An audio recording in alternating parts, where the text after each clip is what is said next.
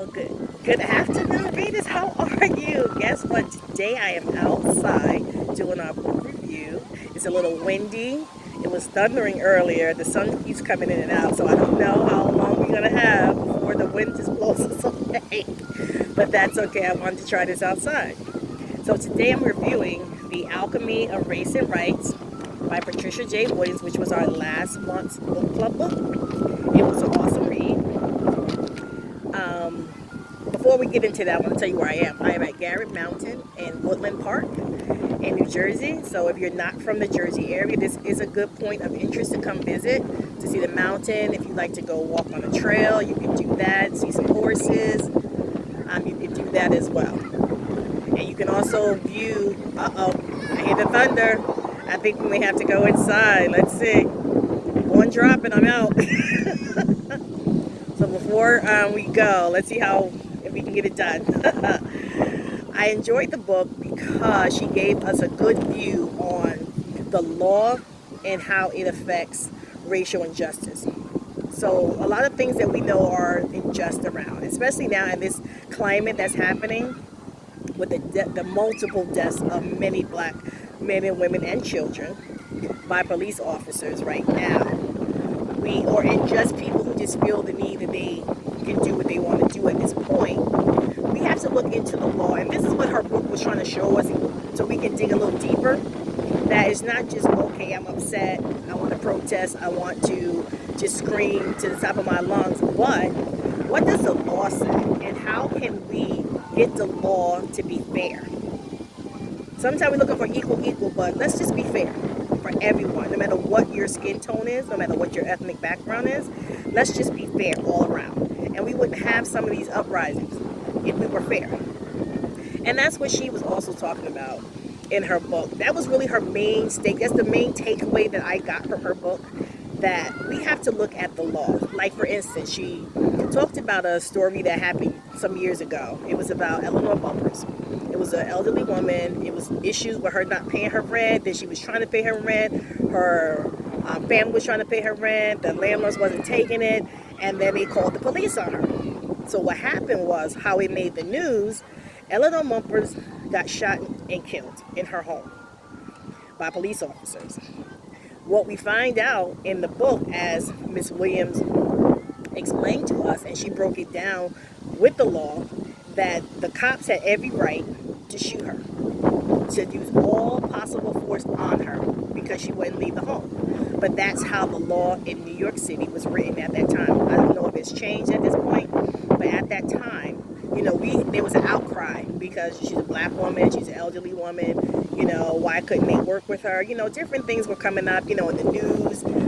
And if you're not really following it, you don't really know what the law is. So in the book, she does break down different cases such as that, about how the law helped the cops get off because they were in their rights within the parameters of how the law is written. So that's really what this book is about, making sure that when cases come up and things are happening to you in your city, in your state, and just in your regular, on your block, make sure, what is the law? What does the law say? So that you know how to get involved in the community, in the lawmaking process, to change it. Like I said, to make it fair. And that's what it is, to make fair. And then also knowing what your perspectives are, coming from where you're coming from.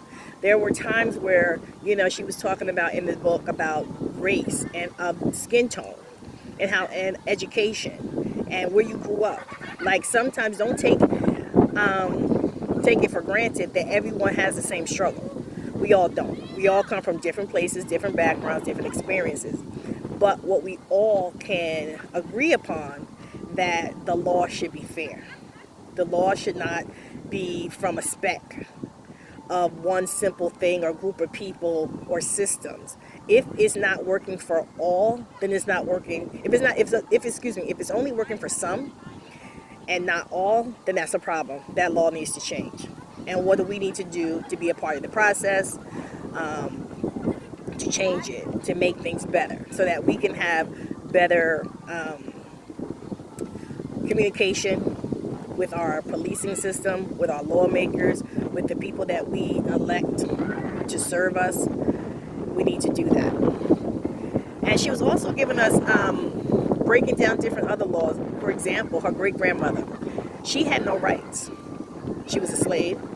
So her master could do whatever he wanted, whenever he wanted, how often he wanted. And she didn't have a right to say no.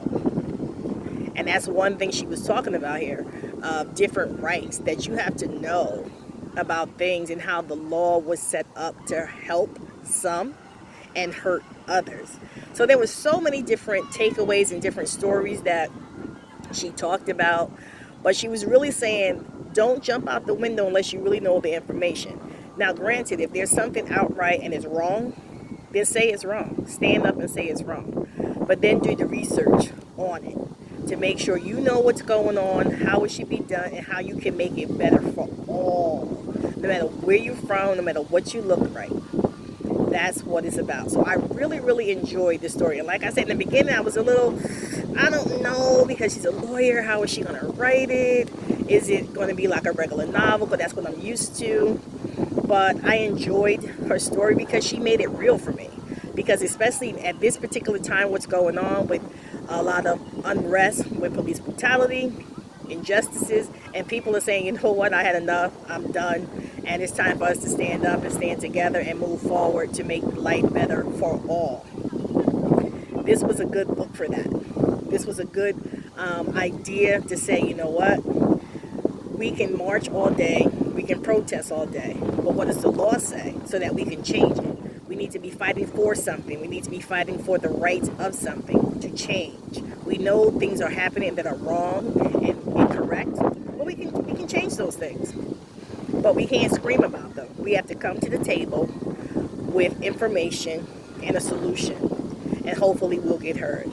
So if you didn't read it, I hope that you will read the story, because she gives us so many different examples of injustices or just law cases in general, and how she breaks down the law. And she also talks about her own story as being a professor at Harvard, and the struggle she went through from her students, from her professors, just being in law school. So she went through her own struggles, and she infuses that into the book. She infuses the fact that her being a professor, and she didn't really have a lot of support.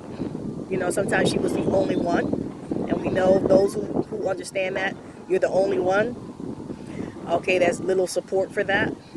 But it was definitely a good book. And if you're a lawyer, you would definitely appreciate it. And if you're not, like me, I'm not a lawyer, but I did appreciate her writing and being clear and being transparent in the book. And I hope that you will read it and definitely become a participant in this book club. This is what this book club is all about. It's about give and take. It's not just what I think. It's not about all things I like to read. It's about what you want to read as well. So I hope that you are reading Before We Were Yours by Lisa Wingate. And I finished the book. It was awesome. It had me on pins and needles until the end. So hopefully you'll be a part of that discussion. And as always, you know what I say. Happy reading.